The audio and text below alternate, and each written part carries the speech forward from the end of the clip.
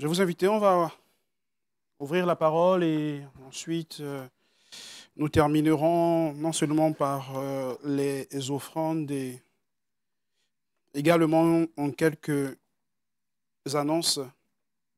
J'aimerais poursuivre et terminer sur ce que nous avons là pu partager durant ces deux dernières semaines déjà sur la présence de Dieu à travers l'arche de l'Alliance. En méditant, j'ai trouvé la suite de ce récit vraiment riche et intéressant. Permettez-moi ce matin de m'arrêter encore là-dessus. Nous faisons la lecture non pas dans 2 Samuel au chapitre 6, mais plutôt dans la première épître aux Chroniques, 1 Chronique chapitre 15. Je fais la lecture où il est dit que David se bâtit des maisons dans la cité de David, à Jérusalem. Il prépara une place à l'arche de Dieu et dressa pour elle une tente. Alors David dit, l'arche de Dieu ne doit être portée que par les Lévites, car l'Éternel les a choisis pour porter l'arche de Dieu et pour en faire le service à toujours. Et David assembla tout Israël à Jérusalem pour faire monter l'arche de l'Éternel à la place qu'il lui avait préparée. David assembla les fils d'Aaron et les Lévites, des fils de Kehat, Uriel le chef et ses frères 120, des fils de Merari, Asaja ou Asara, le chef et ses frères 220, des fils de Gershom, Joël le chef et ses frères 130, etc. Au verset 11, David appela les sacrificateurs Tzadok et Abiatar et les Lévites Uriel, Asaja, Joël, Shemajé, Elial et Aminadab. Il leur dit, verset 12, « Vous êtes les chefs de famille des Lévites. Sanctifiez-vous, vous et vos frères, et faites monter à la place que je lui ai préparée l'arche de l'Éternel du Dieu d'Israël. Parce que vous n'y étiez pas la première fois, l'Éternel, notre Dieu, nous a frappés, car nous l'avons pas cherché selon la loi. Les sacrificateurs et les Lévites se sanctifièrent pour faire monter l'arche de l'Éternel du Dieu d'Israël. Les fils des Lévites portèrent l'arche de Dieu sur leurs épaules avec des barres, comme Moïse l'avait ordonné d'après la parole de l'Éternel. Et David dit aux chefs des Lévites de disposer leurs frères les chantres avec des instruments de musique, des luttes, des harpes et des cymbales qu'il devait faire retentir de son éclatante en signe de réjouissance. Les Lévites disposaient Emma, fils de Joël, parmi ses frères Zapha, fils de Bérekia, et parmi les fils de Merari, leur frère Étam, fils de Kushara, puis après eux, leurs frères du second ordre, Zacharie, Ben, Jaziel, etc. Les chantres également, Éman, Zaphar et Étam, au verset 19, avaient des cymbales d'airain pour les faire retentir. Zacharie, Aziel, Shemiramoth, Jéhiel, Uni, Eliab, Maséja et Benaja avaient des luttes sur Alamoth. Verset 22. Kéliat, chef de musiciens parmi les Lévites, dirigeait la musique car il était habile. Verset 24. Shemana, Josaphat, Néel, Amasaï, Zacharie, Benaja et Élisée, les sacrificateurs sonnaient des trompettes devant l'arche de Dieu. Obed, Édom et Jéhira étaient portiers de l'arche. David, les anciens d'Israël et les chefs des milliers se mirent en route pour faire monter l'arche de l'alliance de l'Éternel depuis la maison d'Obed-Édom au milieu des réjouissances. Ce fut avec l'assistance de Dieu que les Lévites portèrent l'arche de l'alliance de l'Éternel et l'on sacrifia 7 taureaux et 7 béliers. Amen. Seigneur, merci pour ta parole. Merci pour, Seigneur, cette suite. Et ce matin encore, nous voulons là nous tenir devant toi et considérer ce que tu as à nous dire ce matin. Seigneur, dispose nos cœurs et que ton esprit nous saisisse, ton esprit, Seigneur, nous fasse là, à travers cette histoire, comprendre ce qui est à nous, ce que nous devons comprendre pour la marche avec toi. Seigneur, bénis ta parole. Amen. Nous l'avons vu, nous avons parlé premièrement là de l'arche de l'Éternel, la présence de Dieu même dans là, le camp des Philistins qui avait duré 7 mois. Et nous l'avions dit que Dieu est ce Dieu saint. Et dans ce Dieu saint, les Philistins avaient placé le Dieu saint à côté de leur Dieu, Dagon, à côté de leur idole. Et on a vu combien de fois Dieu est resté présent et que ce Dieu Dagon était complètement au sol, à terre. Peu de temps après, l'arche s'est retrouvée chez Obed-Édom. Au lieu de 7 mois, l'arche, la présence de Dieu s'est retrouvée seulement 3 mois dans la demeure d'un certain Obed-Édom. Et la Bible nous dit que Dieu a béni Obed-Édom, lui, sa famille et ses biens. 7 mois passés chez un certain peuple, une certaine personne, rien ne se passe.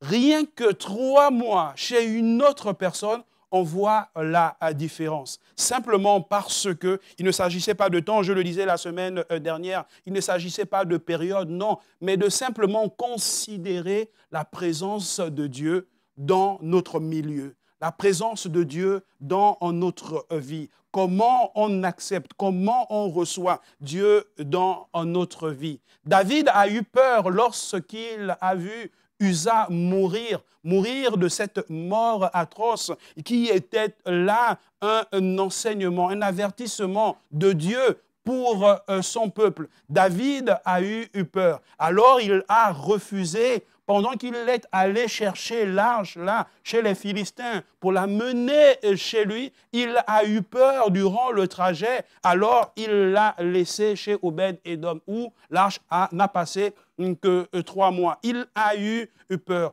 Peu de temps après, David entendra que Dieu a béni Obed-Édom. Non seulement lui, mais toute sa famille. Et pas seulement toute sa famille, mais également ses biens, son matériel. Alors ce que David va faire, il va simplement repartir chez Obed-Édom, récupérer l'arche. Mais en le faisant, il va là préparer l'arrivée de l'arche chez lui. Il ne va pas dire, ah oui, d'accord, Dieu a béni et je vais foncer. Aller récupérer l'arche chez David, chez Obed-Édom. Absolument pas. David, là, il va préparer une place à l'arche de l'Éternel chez lui, à Jérusalem, dans la cité de David. L'arche là, oui, est la présence de Dieu. Et elle devait là résider à Jérusalem. David l'avait compris. Et en ramenant là l'arche à Jérusalem, David montrait là son désir de ramener la nation d'Israël, de ramener là le peuple au but originel, au but là fondamental de l'existence même de ce peuple. Quelle était l'existence même? Quel était le but originel de ce peuple? Si ce n'était que de garder là le Seigneur, de chérir le Seigneur, de garder également ses enseignements, ses instructions, de garder sa parole dans leur vie, au milieu d'eux. C'était là le but originel même et fondamental du peuple d'Israël. Et pour nous, bien-aimés, ce but n'a pas changé. Notre but, là, c'est de chérir la présence de Dieu. Notre but, là, c'est de garder le Seigneur dans notre vie. Garder la parole du Seigneur aussi au milieu et dans notre vie. Je dirais au centre même de notre vie. Comme pour David, il était important que la nation d'Israël puisse, là, garder Dieu au centre de leur vie. Alors, il va là emmener à nouveau, il va amener l'arche de l'Éternel à Jérusalem pour que ce soit là où le peuple adore Dieu. Maintenant, il est parlé d'aller récupérer l'arche, d'aller et transporter cette arche, aller chez Obed-Édom.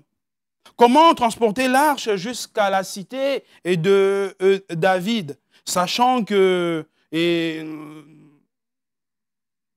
auparavant, lorsqu'il l'avait fait, il y a quelqu'un qui était mort sur le champ. Comment aller? Comment aller? Et nous l'avons lu. David va demander aux sacrificateurs et aux Lévites de se sanctifier.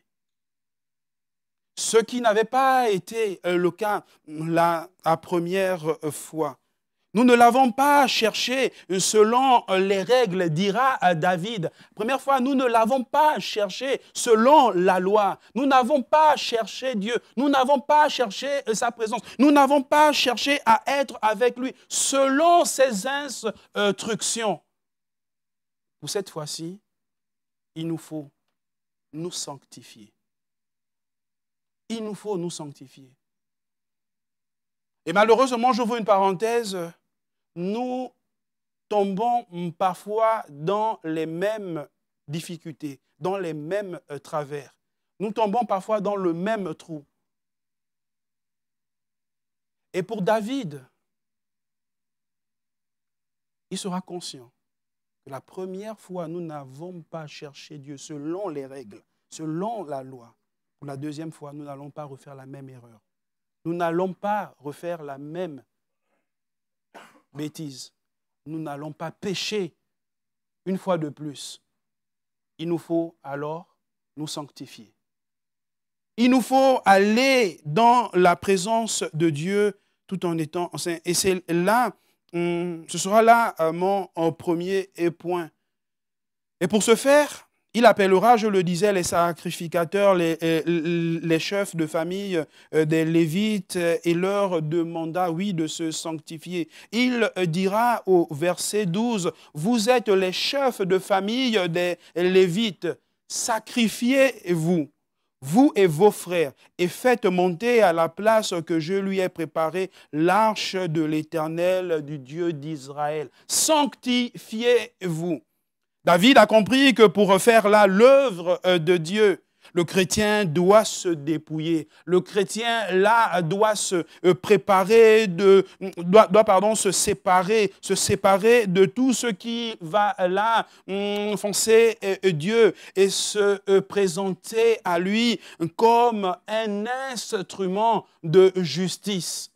Se séparer de tout ce qui ne glorifie absolument pas Dieu, parce que je vais dans sa présence, parce que je vais le rencontrer. Je veux mettre tout complètement à côté. Et même mes soucis pour me permettre là, le dimanche matin, de le louer, de l'adorer. Et pas seulement le dimanche matin, au milieu des frères et des sœurs, mais même dans la vie quotidienne, même si c'est difficile, je chanterai gloire à l'Éternel. Et au plus profond de moi, c'est ce chant, c'est là cette prière qui résonne, gloire à mon Dieu. Alors, comment nous nous présentons devant Dieu?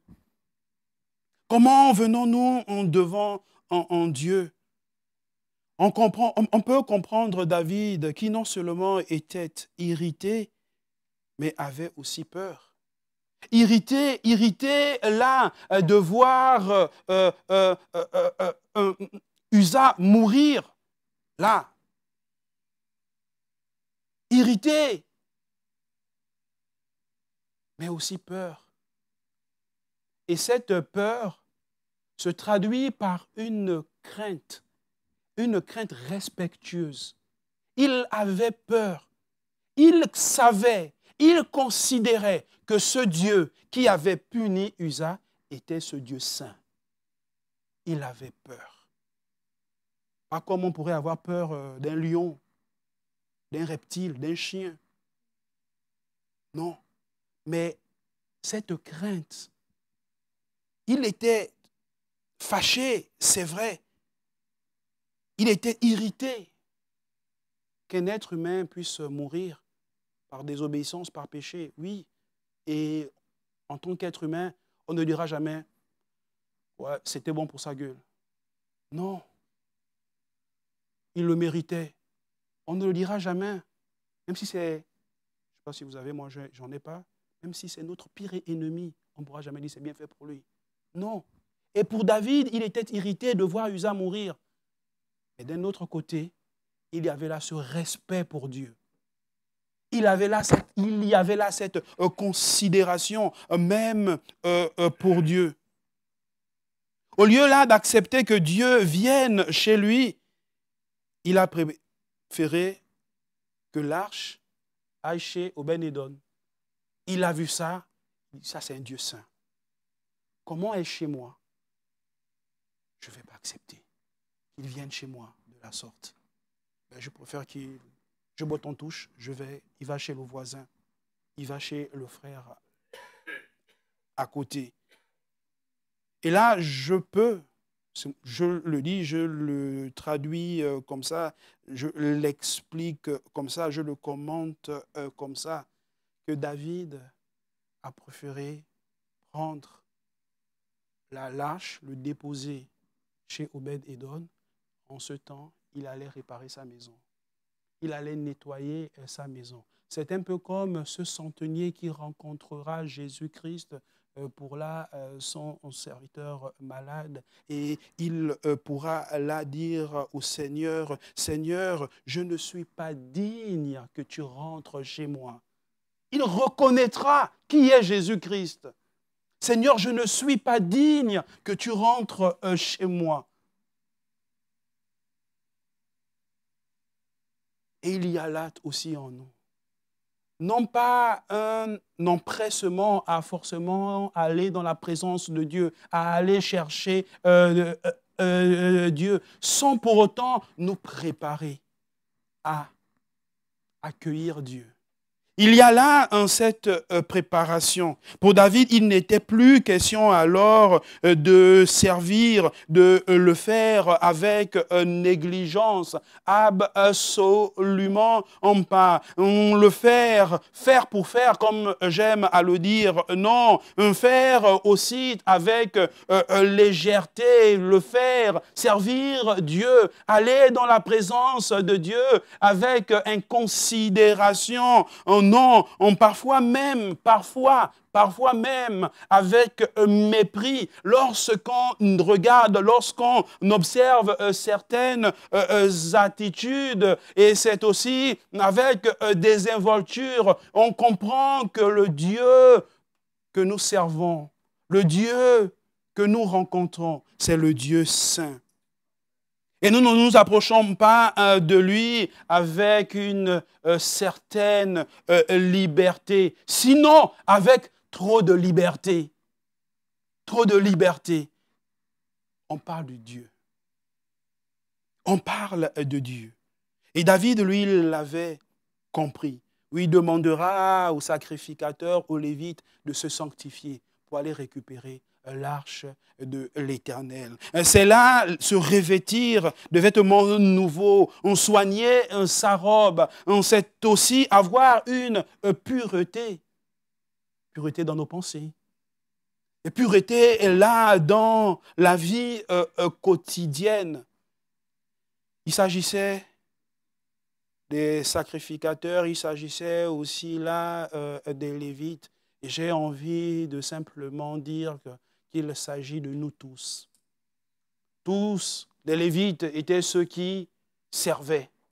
Nous sommes tous des serviteurs de Dieu. Nous sommes des chrétiens, nous sommes des croyants.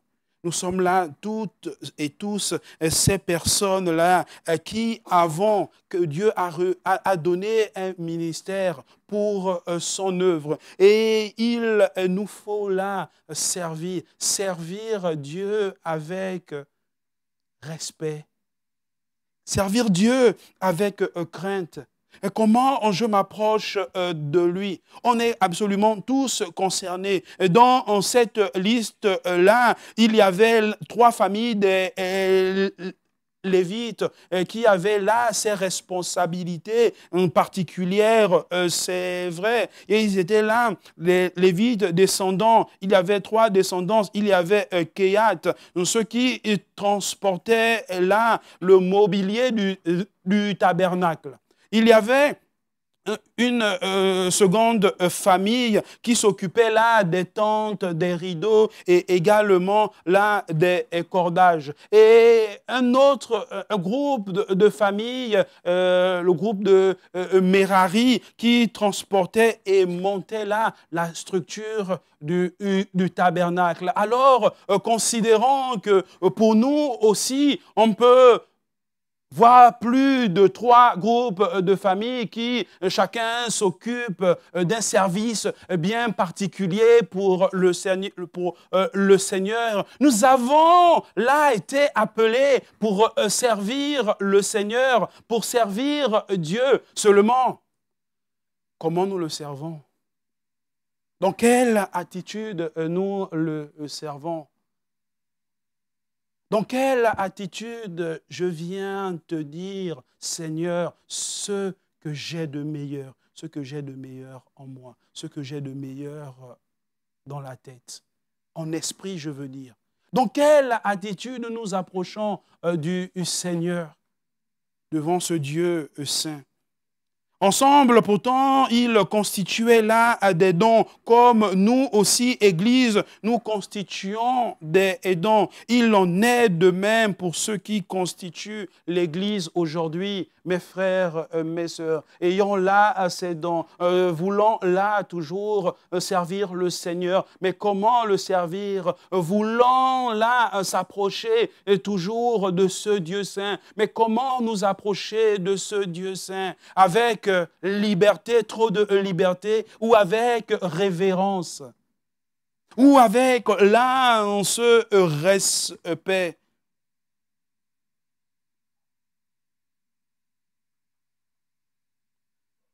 Nous devons nous dire que Dieu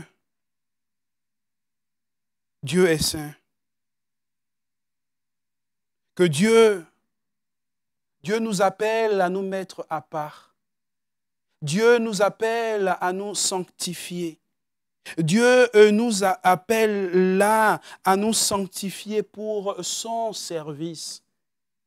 Dieu nous appelle là à exercer nos dons, nos talents, c'est vrai. Exercer cette action. Action de grâce devant lui. Comme David a pu le faire. Repartir, chercher la présence de Dieu. Afin que cette présence soit à Jérusalem, dans sa cité construite, mais aussi que Dieu soit avec moi. Que Dieu demeure dans ma famille. Dieu demeure dans ma maison. Que Dieu demeure en moi. Je désire cela. Et c'est comment je fais pour aller le chercher. Comment je fais pour l'inviter à être dans ma vie. Comment je m'y prends. Comprenons, je l'ai dit, je le répète, ce n'est absolument pas avec désinvolture, mais avec un profond respect. Seigneur, j'ai besoin de toi. Attention, il ne s'agit plus là d'une sanctification, parce qu'on parlait de sanctification, on parle de sanctification. En ce premier point, il ne s'agit pas là d'une sanctification extérieure ou alors une sanctification là, rituelle. Non, mais il s'agit d'une sanctification intérieure d'abord. Sanctification extérieure, rituelle, ça c'était plus dans l'Ancien Testament où on pouvait voir là des religieux toujours montrer une apparence extérieure, montrer là des rituels. Mais en Jésus-Christ, tout a changé. Et c'est là une vie qui vient vraiment nous imprégner. Et il s'agit là d'abord et avant tout maintenant d'une sanctification intérieure. Il s'agit maintenant là de quelque chose d'intérieur. Les apparences n'y sont absolument plus. Il ne s'agit plus d'apparence et venir... cravate, montrer là une image, absolument pas, non. Mais il s'agit là de cette sanctification que chacun recherche. David invitera là les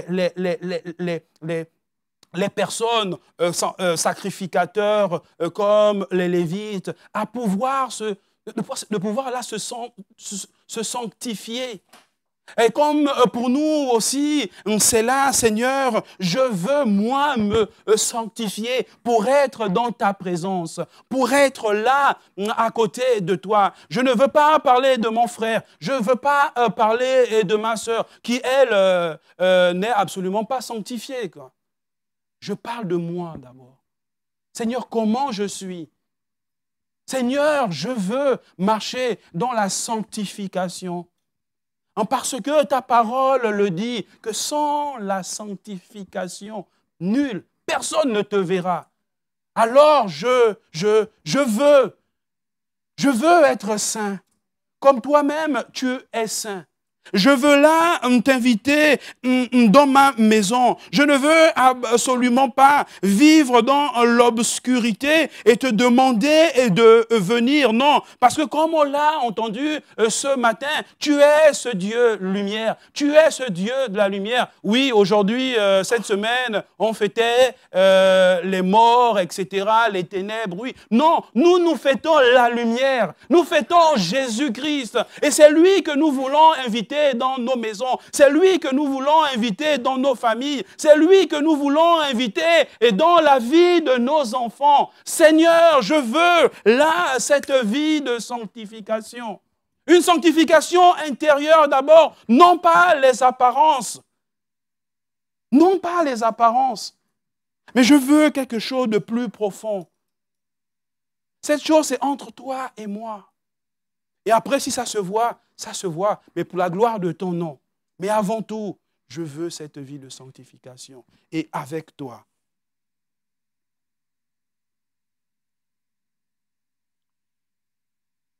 On arrive à ces raisonnements lorsqu'on comprend qui est Dieu. Lorsqu'on comprend vraiment cette nature même, comme nous l'avons déjà dit en parlant de cet aspect même, cette perfection même de Dieu, et cette sainteté-là qui est là éthique et aussi morale. On comprend par là que c'est par Christ, notre Seigneur Jésus-Christ, cette lumière que nous pouvons là arriver à cette sanctification intérieure. Jésus-Christ qui, lui, est allé à la croix pour notre péché. Jésus-Christ qui, lui, nous a justifiés. Et nous sommes justifiés. Nous sommes justifiés par la foi en Jésus-Christ. Oui, parce que cette justification, elle implique vraiment la délivrance de la condamnation du péché. Condamnation, nous sommes délivrés là de cette condamnation du péché en Jésus-Christ. Et maintenant, ou alors, tandis que là, la sanctification, elle implique là la délivrance de la souillure du péché. On est délivré de cette souillure du péché qui vient déjà dans notre raisonnement. Rappelez-vous des 2 premiers hommes sur la terre qui ont péché la première fois, les premiers qui ont péché. Et tout était venu de là, dans la pensée. Dieu a-t-il réellement dit? Dieu a-t-il réellement dit? Et là, le péché est rentré. Alors que je parle de cette sanctification intérieure que nous avons, que nous pouvons avoir en Jésus-Christ, je parle de cette sanctification, une sanctification intérieure, une sanctification dans les pensées. Et c'est là la pureté même aussi des actes. Alors David pourra dire au peuple, sanctifiez-vous. Sanctifiez-vous parce que nous allons retrouver, nous allons récupérer l'arche de l'Éternel. Il ne s'agit plus là, mes frères, mes sœurs, de paraître. Il s'agit d'être. On sait paraître. Il ne s'agit plus de paraître, mais il s'agit d'être. Il s'agit d'être. Et devant Dieu, malheureusement, lorsque on joue les malins, ce qui est arrivé à Uza nous arrive. Il y a là maintenant une colère de Dieu, oui. Alors j'ai une question, c'est comment nous approchons-nous de ce Dieu? Comment nous approchons-nous souvent de ce Dieu? Je voulais là répondre à cette question. L'apôtre Paul dira qu'être sanctifié, c'est être à l'image de Jésus, le souverain sacrificateur, qui a là donné son sang comme les sacrificateurs à l'époque pouvaient apporter le sang des boucs au propitiatoire pour le pardon des péchés. Colossiens chapitre 3, verset 10. Oui, à l'image de Jésus-Christ, le souverain sacrificateur. Permettez-moi, accordez-moi quelques minutes pour terminer mon message. Et j'aimerais lire là dans le livre de l'Exode au chapitre 19, le verset 22, lorsqu'il est dit que les sacrificateurs qui s'approchent de l'Éternel se sanctifient aussi, de peur que l'Éternel ne les frappe de mort. Ah, les sacrificateurs, on peut comprendre là les prêtres, on peut comprendre là les pasteurs qui s'approchent de Dieu, doivent s'approcher de Dieu en étant sanctifiés, en revêtant là des vêtements qui plaisent à Dieu, en étant là pur d'esprit, n'ayant pas là de mauvaises pensées, absolument en plus. Et pour chacun d'entre nous, c'est également la même chose. Et maintenant que je suis sanctifié, que la souillure du péché n'est vraiment plus en moi. Ça ne veut pas dire qu'on ne pêche plus, non, mais je ne cultive plus l'activité du péché. Ne plus pécher, c'est ne plus cultiver, ne plus entretenir le péché. J'ai maintenant cela en horreur. Cela m'irrite. Et pour moi, le mensonge m'irrite. Le mensonge m'irrite. Pourquoi? Comment? Je ne sais pas. Et pour d'autres personnes, ça va être autre chose. Et là, on a en horreur, on ne veut absolument plus. Encore moins les demi-vérités. Ça veut dire quoi, demi-vérité? Oui, c'est du mensonge. Demi-vérité, ça veut dire quoi? Un péché mignon. Ça veut dire quoi? Ça ne veut absolument rien dire. Mes frères, mes sœurs, on a en horreur. Et là, nous sommes simplement sanctifiés par notre Seigneur Jésus-Christ. Notre condamnation n'y est absolument en plus.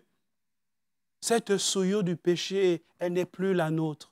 On est maintenant des personnes nouvelles. Et la présence de Dieu est une bénédiction, mes frères, mes sœurs. Lorsqu'on l'a goûté, lorsqu'on l'a expérimenté, on peut, oui, l'attester. Moi, pour ma part, je peux vraiment l'attester. Attester que la présence de Dieu, pour ma vie en tout cas, est une bénédiction. Et chaque instant de ma vie, je veux toujours pouvoir là, m'approcher de Dieu sans pour autant me dire est-ce que là je suis bien plus profond de moi.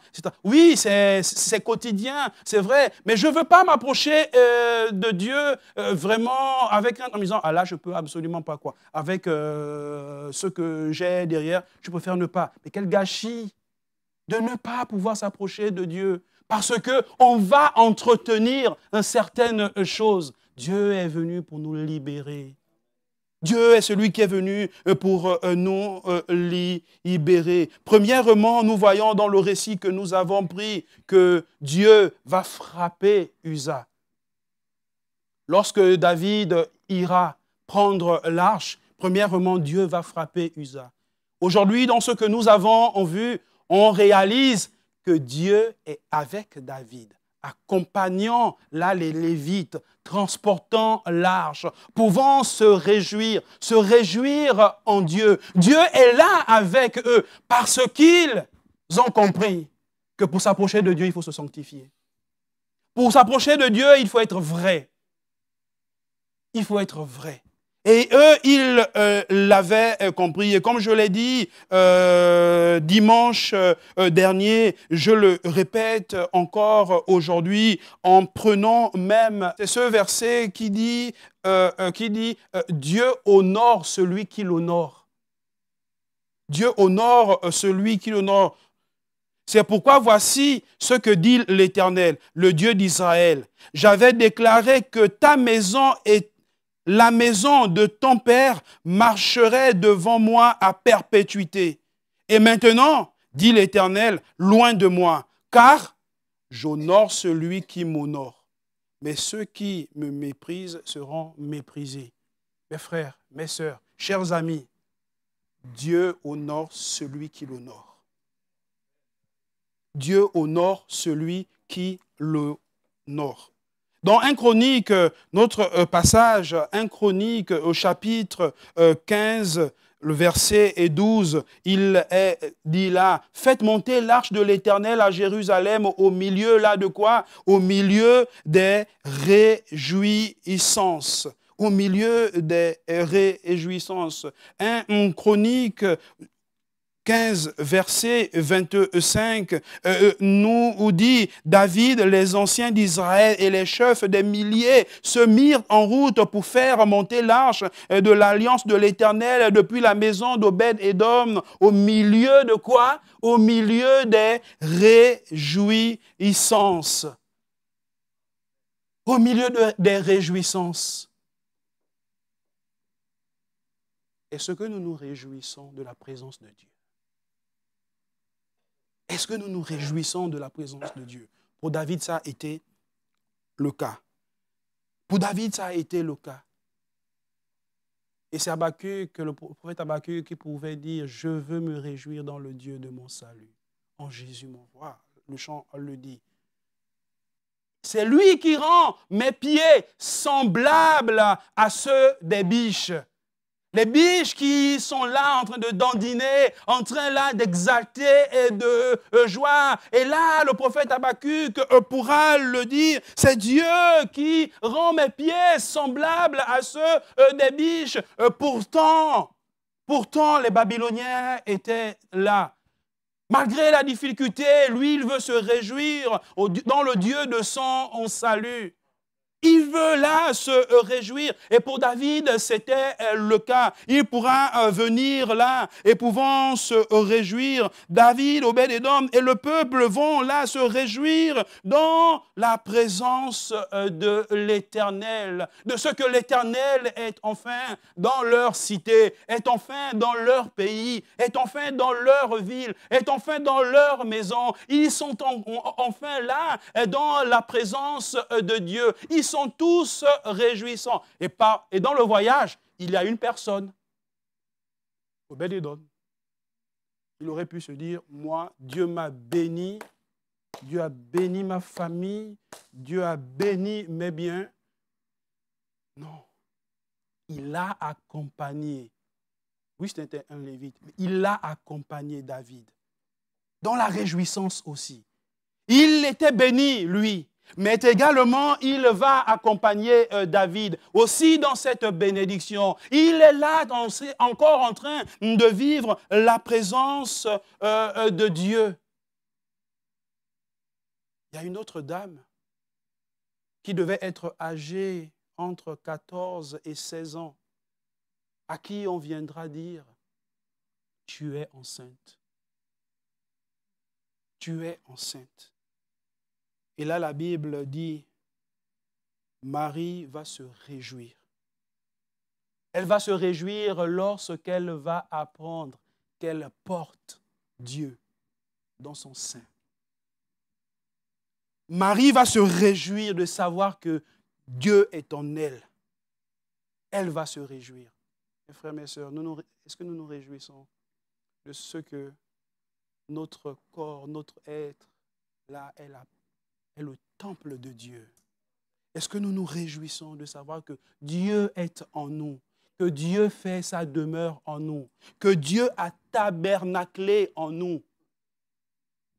Est-ce que nous nous réjouissons de cela? Est-ce que nous nous réjouissons de la présence de Dieu dans nos vies? Je suis désolé, je prends un peu de temps, mais j'ai envie de terminer avec. Il en est de même pour les mages lorsqu'ils vont apercevoir là l'étoile. La Bible dit qu'ils furent saisis d'une très grande joie. Lorsqu'ils verront là l'étoile, ils comprendront que c'est le Sauveur du monde qui est né. Noël arrive. Le Sauveur du monde est né. Celui qui est venu apporter le salut est né. Quelle réjouissance! Quelle réjouissance! Quelle réjouissance! Et eux, ils vont se réjouir. Ils vont aller là à la rencontre là de cette étoile. Ils vont aller là à la rencontre de Jésus-Christ. Ils vont aller. Mes frères, mes sœurs, comment allons-nous? Comment venons-nous? Je finis, je conclus. Ce passage où, pendant qu'ils sont en train d'arriver, ils sont en train de danser, il y a une personne qui ne sera pas contente. Milka, fille de Saül. fille de Saül. Oui, on peut dire, comme on dit, tel père, tel fils. Là, on peut dire tel père, telle fille. Parce qu'autant Saül voulait la mettre David en terre, que sa fille aussi n'était pas d'accord, n'était pas contente que David, lui, puisse se réjouir dans la présence de Dieu, se réjouir que Dieu était là, arrivé dans la ville de Jérusalem. Alors David sautait et dansait de joie. Il va bondir de joie, il va danser pour son Dieu, c'est réjouir dans la présence même de Dieu. Et c'était là l'attitude de David. Et comme on l'a entendu ce matin, qu'est-ce qui t'empêche là de t'éclater, de te réjouir? Tu parlé de boulon. Tu n'arrives pas à t'éclater. Dans la présence de Dieu, on s'éclate. On s'éclate, c'est que on manifeste l'amour de Dieu. On manifeste là l'action de Dieu. Pas s'éclater comme on l'entend chez les plus jeunes ou les moins jeunes. Non. Je me réjouis. Je me réjouis de la présence de Dieu. Je me réjouis. Et vous voyez, tellement, je sais pas, je suis tellement dedans que le temps passe. Je me réjouis de la présence de Dieu. Je me réjouis de ce que ce Dieu, non pas que je prêche, mais que je vis est vrai. Que ce Dieu est vrai. Au chapitre 16, premier verset, il est dit, après qu'on eut amené l'arche de Dieu, on la plaça au milieu de la tente que David avait dressée pour elle. Au milieu de la tente. Rappelez-vous du premier message. La présence de Dieu dans notre maison. Elle est où? À la place du canapé? À la place de la télévision? Dans un coin? David va mettre la présence de Dieu au milieu de la tente.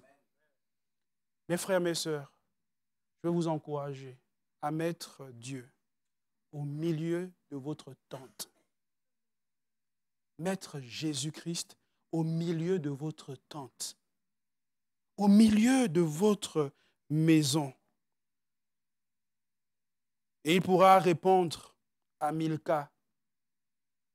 David pourra répondre à Milca. Et cette réponse, nous la voyons non dans le livre des Chroniques, mais dans 2 Samuel 6, 21. Il dira, c'est devant l'Éternel que j'ai dansé. Je suis peut-être fou, mais moi, j'ai dansé devant l'Éternel.